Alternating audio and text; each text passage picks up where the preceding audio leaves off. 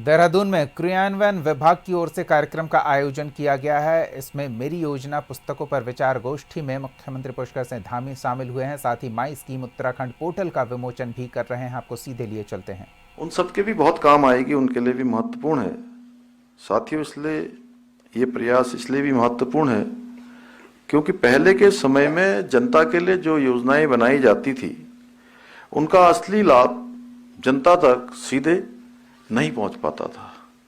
यानी कि जिस व्यक्ति के जीवन के लिए मदद करने के लिए योजनाएं आती थी उस व्यक्ति तक वो पहुंच नहीं पाता था।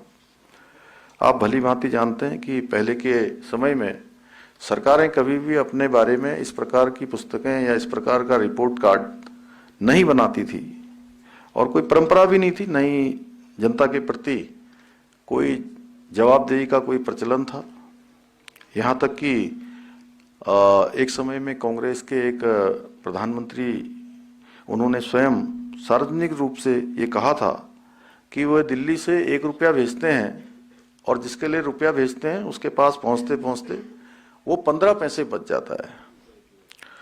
परंतु आदरणीय मोदी जी जब से देश के प्रधानमंत्री बने 2014 के बाद देश में एक नई कार्य संस्कृति आई जिसमें ट्रांसपेरेंसी, पारदर्शिता, जवाबदेही और जन केंद्रित नीतियों को सर्वोच्च प्राथमिकता देते हुए कार्य व्यवहार देश के अंदर लाया गया और आम जनता से जुड़ी हुई अधिकतर सभी योजनाओं का लाभ अब डीबीटी के माध्यम से हो रहा है और सीधे लाभार्थियों के बैंक खातों में एक पाई की भी कटौती नहीं होती। सीधे सीधे जितना भेजा जाता है उतना ही एक क्लिक में वहां पहुंच जाता है।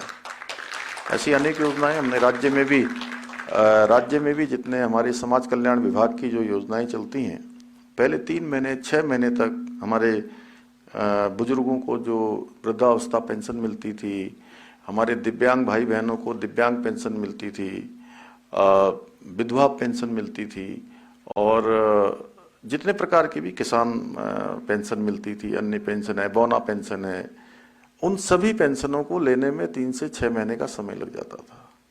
वो चक्कर लगाने पड़ते थे। हमने कहा कि इस व्यवस्था को हमें सरल बनाना चाहिए क्योंकि आसानी से लोगों को योजना का लाभ मिलना चाहिए और जरूरत पर उनके काम भी आना चाहिए। भूख अभी लग रही है और खाना 4 दिन बाद मिलेगा तो अच्छा होगा क्या? बुलेटिन में फिलहाल इतना ही। कशिश न्यूज पर खबरों का सिलसिला जारी रहेगा। देखते रहिए कशिश न्यूज।